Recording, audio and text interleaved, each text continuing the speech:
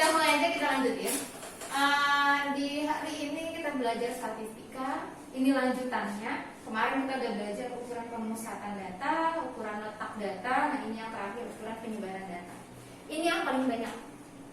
Di sini ada simpangan baku. Kamu juga harus ingat nama lainnya ya, karena beberapa soal atau beberapa buku ada yang sering pakai kata simpangan baku, ada yang sering pakai kata standar deviasi. Makanya di sini simbolnya juga ada yang S, ada juga yang pakai SD. Bukan sekolah dasar. SD ini dari standar deviasi. Tapi kalau kamu nggak tahu nama lain standar deviasi, lah kok bukan SB, kok SD, pasti kan gitu mikirnya. Nah, SD ini dari standar deviasi. Jadi dia bisa S, bisa SD. Ragam nama lainnya varians, itu S kuadrat. Ini sama ini sebenarnya sama rumusnya, bedanya di mana? Nah, bedanya di akar, ya kan? Bedanya hanya di akarnya. Jadi simpangan baku itu adalah kuadrat, simpangan baku itu adalah akar dari si ragam. Ragam itu adalah kuadrat dari simpangan baku. Ya, jadi kalau kamu udah ngerjain simpangan baku disuruh nyari ragam, nggak usah pakai rumus ini lagi, langsung aja hasilnya tadi dikuadratin. Itu gampang kan? Terus simpangan rata-rata SR, jangkauan atau nama lainnya adalah range. Jangkauan antar kuartil, nama lainnya hamparan. Simpangan kuartil sama apa? Sebenarnya ada lagi pagar dalam, pagar luar. Ada lagi, tapi itu jarang dipakai. Ada lagi pencilan. Ya, itu juga lebih jarang lagi dipakai. Jadi saya tulis sampai sini aja. Biasanya sih yang sering itu sampai sini, yang lebih sering ya. Yang lebih sering sampai sini ini aja masih agak-agak jarang. Tapi tidak sejarang si pencilan sama si pagar dalam, pagar luar tadi. Oke, sekarang perhatikan. Rumus data tunggal sama rumus data kelompok sebenarnya bedanya cuman di sini nggak ada F. Ya kan ini ada F, cuman di situ aja. Ya, si frekuensinya aja. Sisanya sama. Karena sisanya sama sebenarnya cara menghafalnya cukup satu aja yang kamu ingat. Ya, cukup satu yang kamu ingat kayak gini, simpangan baku. Simpangan baku misalnya kita ingatnya kelompok, berarti sigma F, Xi min X bar kuadrat per sigma F. Kalau ragam nggak ada akarnya, gampang kan? Kalau simpangan rata-rata nggak ada akar, nggak ada kuadrat, tapi pakai mutlak. Jadi ini sama sebenarnya.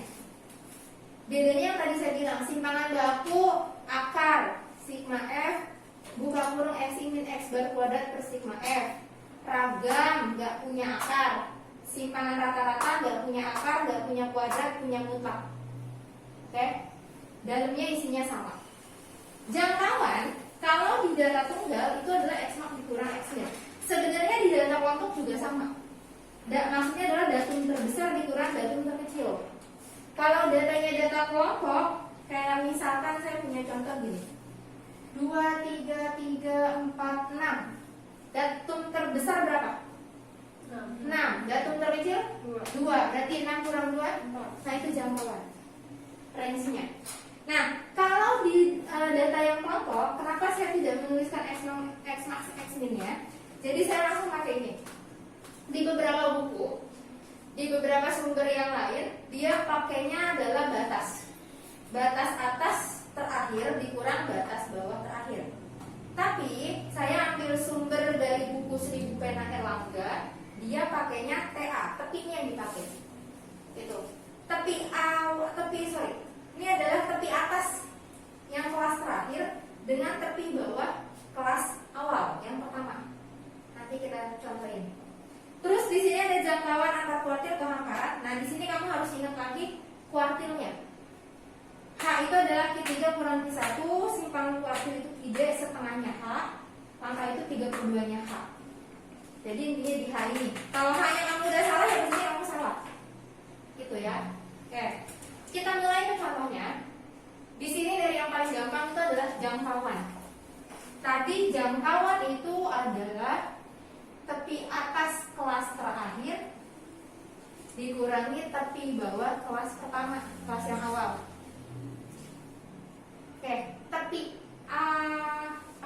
tepi atas itu yang sebelah mana? Kalau tepi bawah kan angka-angka yang sebelah kiri kan? Ini adalah TB. Nah, yang di sebelah sini adalah TA.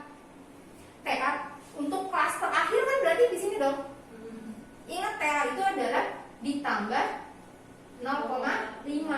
Kalau TB dikurang 0,5. Berarti TA-nya adalah 30,5 dikurang TB yang kelas pertama. Oh, berarti ini dikurang 0,5, 10,5. Berarti jawabannya 20. Kalau kita pakainya batas itu kan si 30 batasnya. Batas atas, ini sebelah sini adalah batas bawahnya.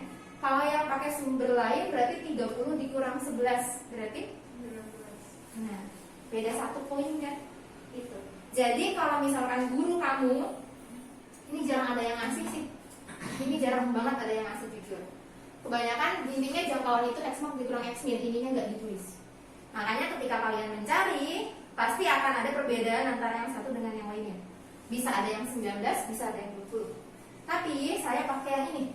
Saya lebih berpedoman sama si buku pena Erlangga. Ya kan, karena kamu tahu sendiri Erlangga lumayan ya. Oke, ini jawabannya untuk jangkauan. Sekarang simpangan kuartil. Simpangan kuartil itu KIDE. KIDE itu berarti setengah dari hamparan. Ya kan? Hamparannya itu adalah Q3 dikurang Q1. Berarti kita harus cari dulu kuartil 3 itu kuartil apa sih? Atas. Ingat gedung. Q1 berarti kuartil bawah. Masih ingat cara mencari Q3 dan Q1? Masih ingat? Saya taruh di bawah aja. Nah, Q3 TB ditambah 3 per, kalau kuartil itu per berapa sih? Per 4, ya kan? Dikali M dikurang FK per FU kuartil dikali I. Yang pertama dikerjain yang mana? Nah, si 3 per 4 N nya kan? N nya ada berapa? Berapa itu? Ini namanya 20 ya? 20 berarti 40. Kita kerjain dulu. 3 per 4 dikali 40. Ini namanya 10 dong. 30 adanya di mana kelasnya? Ini namanya 20. 20 ditambah 12 lebih kan dari 30? Berarti ini ke kelasnya. Kenapa nggak yang ini? Ini kan baru sampai 20. Ya kan? Angka 30 nya tidak ada di sini. Berarti ini adalah kelasnya Q3. Berarti TB nya berapa? TB nya 21 dikurang 0,5, 20,5 ditambah tadi 3 per 4 N nya 30. FK nya sebelum kelasnya dia frekuensinya dijumlahin. Ini dong berarti sebelum kelasnya dia berapa? 20. Berapa frekuensi kuartilnya? 12. Mana intervalnya? 5. Ini sama ini atau ini sama ini terserah. 5 kan? Oke, kali 5. Berarti 20,5 ditambah 10, betul? 10 per 12. Jadi sama aja 5 per 6. Ini sama ini 25 dibagi 6. 4,117 aja deh. Langsung buletin. Berarti ini ditambah ini 24,6, ya kan? 67. Ini Q3. Sekarang Q1. Berarti rumusnya sama, bedanya cuma di sini. Tadi 3, sekarang 1 per 4N min FK per F kuartil dikali I. Cari dulu 1/4 N-nya. Berarti berapa? 1/4 dikali 40 berarti 10 adanya di mana? 11. Ya betul, di sini baru 4. Berarti datum ke-5, 7, 8, 9, 10 ada di sini dong. Oke, berarti TB-nya 15,5 ditambah 10. FK-nya sebelum kelas dia cuma ada berapa? 4. Frekuensi dia 14. intervalnya tetap di ini berapa? 6 per 16 dibagi 2 3 per 8 dikali 5 15 dibagi 8 1,5 16,375. Berarti kalau di jumlah 17 kali 17,375. Betul? Iya. Nah, udah deh, cari Q-nya. Jadi tadi si Q-nya itu adalah setengah dari Q3 dikurang Q1. Q3-nya 24,67 dikurang 17,37 ya deh.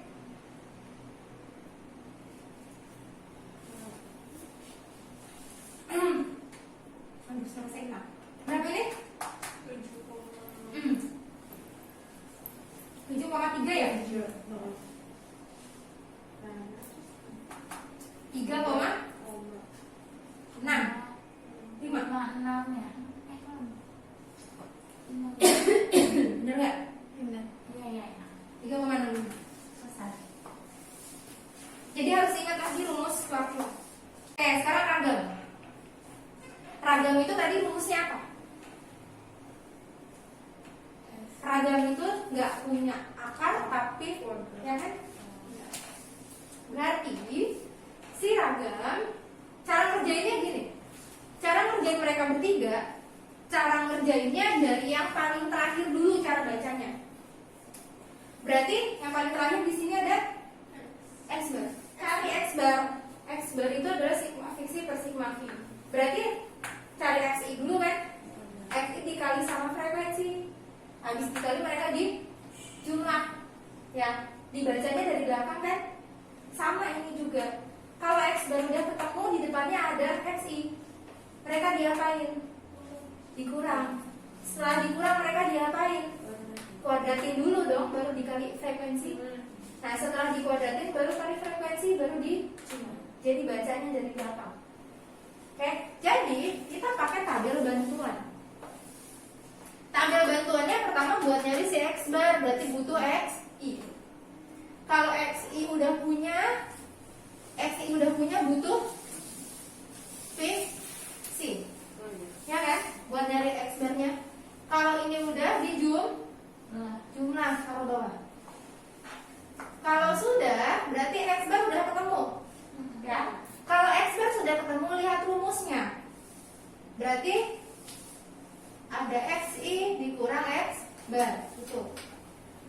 Setelah XI dikurang X bar, mereka diapain? Nah, berarti bikin XI min X bar dikuadratin. Nanti hasil sebelah sini dikuadratin adanya di sini. Setelah itu mereka diapain? Dikali sama frekuensi. Ini dikali sama frekuensi.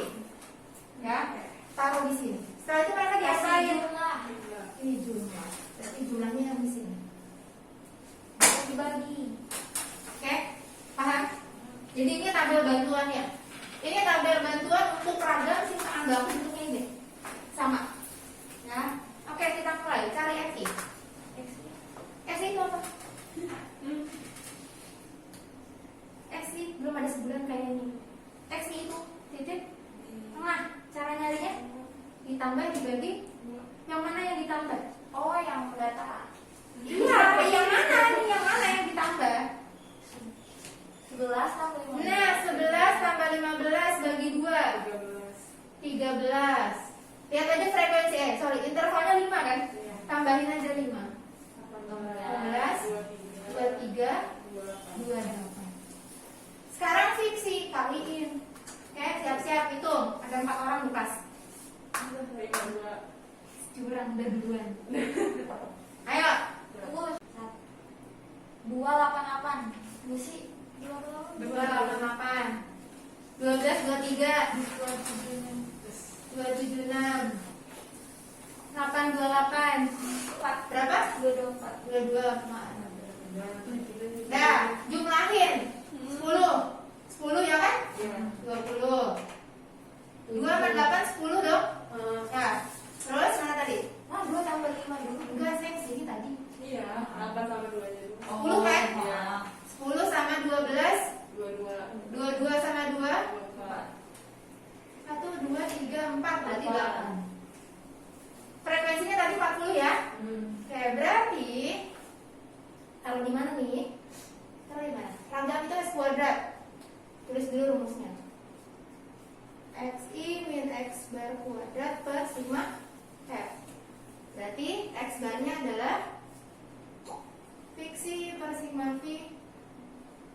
840 dibagi sigma V-nya 40. 40. Berat dong? 8, 4, 2, 1. Sekarang masuk ke rumus ini. Udah kita buat nih tabel bantuannya. XI yang pertama 13 dikurang rata-ratanya 21 berarti minus 8. 18 dikurang 21. Minus 3. Kalau kamu perhatikan ini kesini diapain? Tambah 5. Tambah 5. Tambahin aja lagi 5. 2 tambah 5 7. Sama nggak? Gimana tadi? Bener ya? Oke, setelah itu ini dikuadratin 64 9 4 9. Setelah itu dikali frekuensi ini dikali ke sini. Ayo dari belakang. 256. Iya 256. 16 9 Aku 144 itu. 144 12 4 Apaan? Ah, ini lah. 498 39 2. 2 dua. 3 9 2 10 10 20. Mana yang gampang? 7 4 11 15 24 Dah sama. 2 3 4 sama ya? Sama. Kebetulan. Ih, keren. Karena tidak selamanya sama. Oke. Berarti jawabannya 840 dibagi 40. 21. Ini tidak selamanya sama, ingat ya. Ingat ya, tidak selamanya sama dengan rata-rata. Oke. Dah, tabel bantuannya bisa. Jangan dihafal tabel bantuannya, tapi ingat kayak tadi caranya dari belakang ke depan. Coba sekarang kita bikin tabel bantuan si simpangan rata-rata. Lanjut, simpangan rata-rata. Kalau simpangan rata-rata tadi rumusnya SR itu adalah sigma F mutlak ya. XI min X bar nggak punya kuadrat, nggak punya akar. Jadinya gini aja. Nah, rumusnya masih sama sebenarnya. Mirip-mirip kayak tadi. Cara ngitungnya dari belakang juga. Berarti cari dulu X barnya.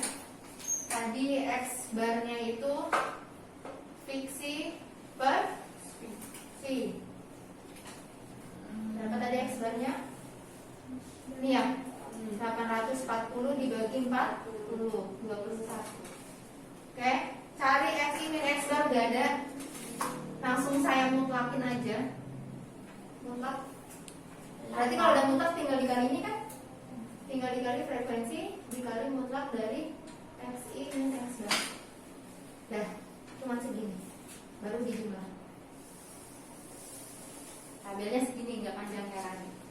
Oke, ini masih sama, tapi bedanya di sini yang namanya mutlak berarti semuanya harus positif. Tadi XI min X bar berarti 13 dikurang 21 kan min 8. Karena mutlak jadi 8. Terus 18 dikurang 21 itu min 3 jadi 3. 23 kurang 21 2 terus 7. Ya, jadinya dia positif semua.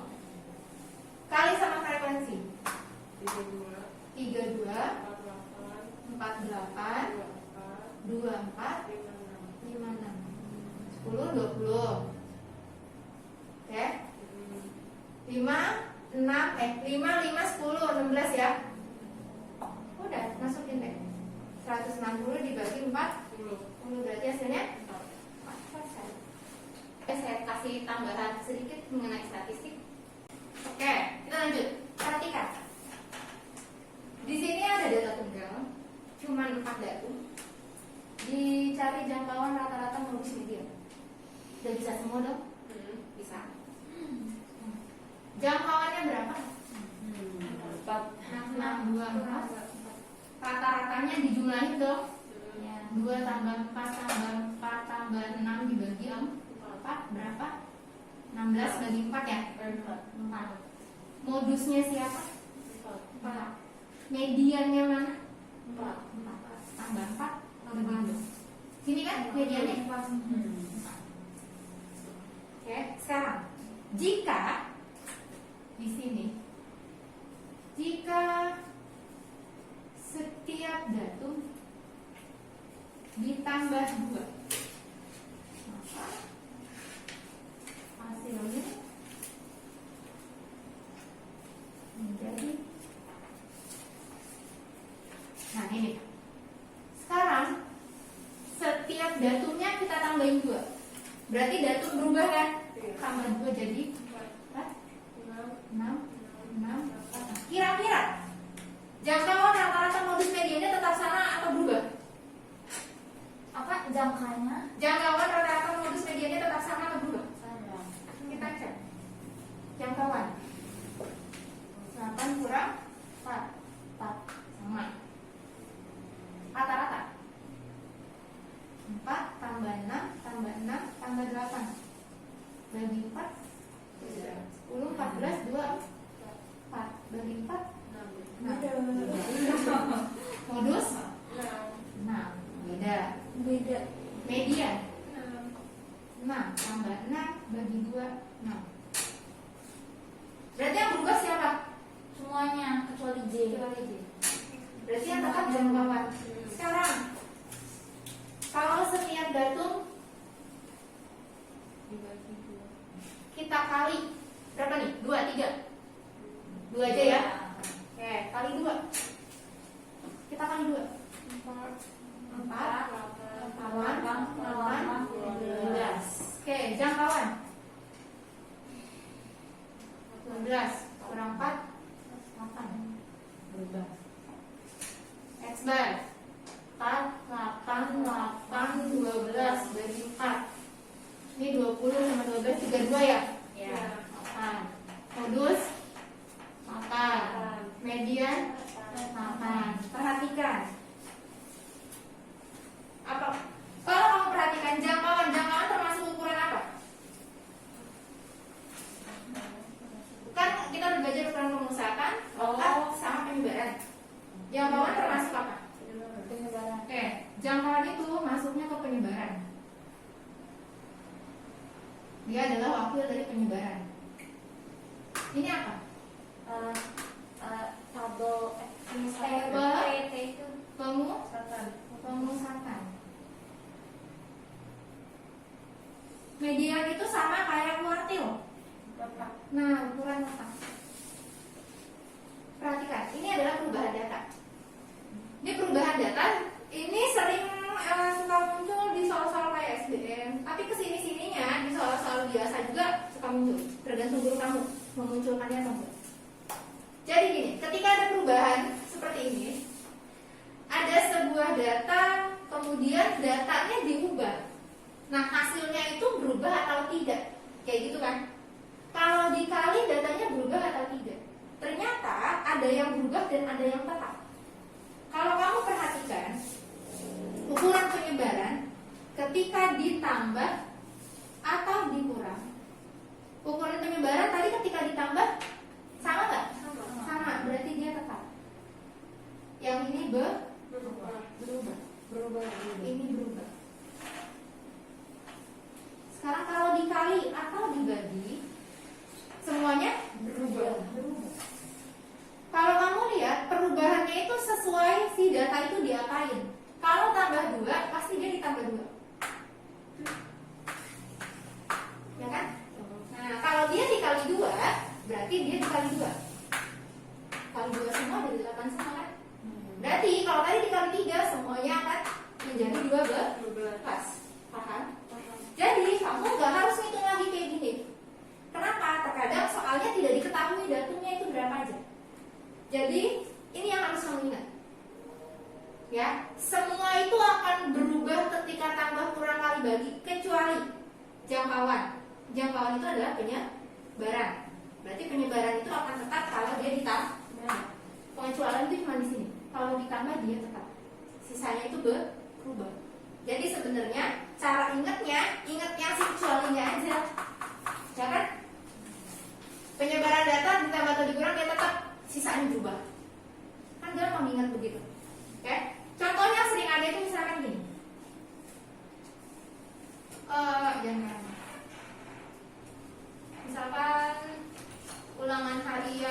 ulangan harian 1 kelas 12 memiliki rata-rata 4 dan jangkauannya sama dengan 6 karena rata-rata terlalu kecil, maka guru mengubah nilai dengan cara setiap nilai dikali 2 lalu dikurangi 2, maka rataan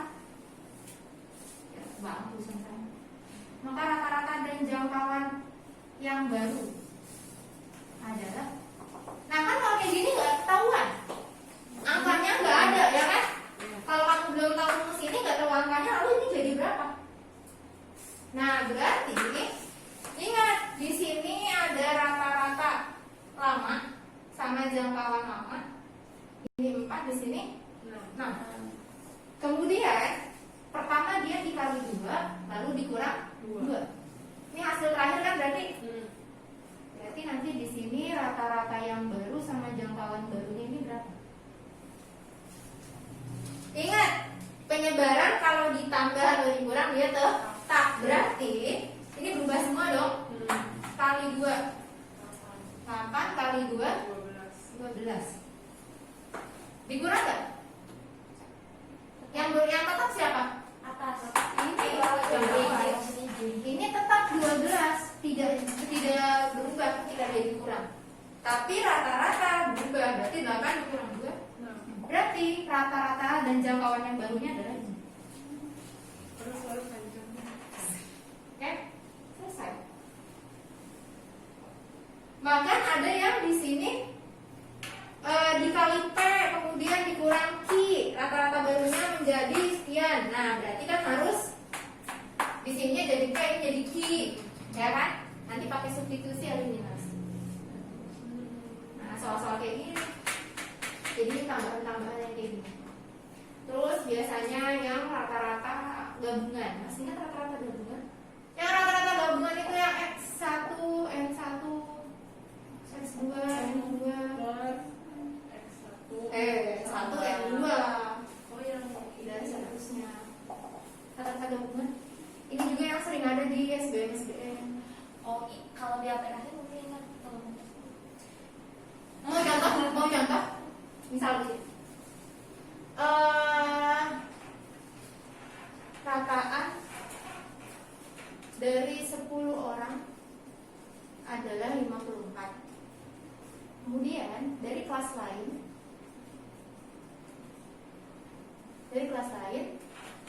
ada 2 orang masuk, lalu rataan menjadi 55 misalkan, maka rata-rata kedua orang itu adalah kayak gitu. Masih ingat? Gimana caranya? Oke. Rataan dari 10 orang berarti ini adalah X1. Ini adalah rataan, ini kita kasih. Kalau kemarin kan waktu di SMP dia bukan X, tapi data X pakainya. Sekarang karena kita punya rataan berarti ini jadi rata-rata. Berarti ini adalah X bar 1. Dari kelas lain ada 2 orang, berarti ini adalah X 2. Lalu rataannya menjadi ini apa? Ini adalah X bar gabungan. Rataannya menjadi, berarti ketika 10 orang yang ditambah 2 rata-ratanya menjadi ini, berarti rataan gabungan. Nah yang ditanya maka rata-rata kedua, berarti ini adalah X. Nah jadi berarti X gabungannya 55 kali 10 tambah 2, ya kan? 10 tambah 2 ini berapa? Kali ke sini. Satu. 550. Iya, 550 sama 110. 60 ya? 660 ya? 660, 540 ditambah 2 X bar 2. Ini pindahin 120, 2 X bar 2. Berarti rata-rata kedua orangnya? Nah, gitu.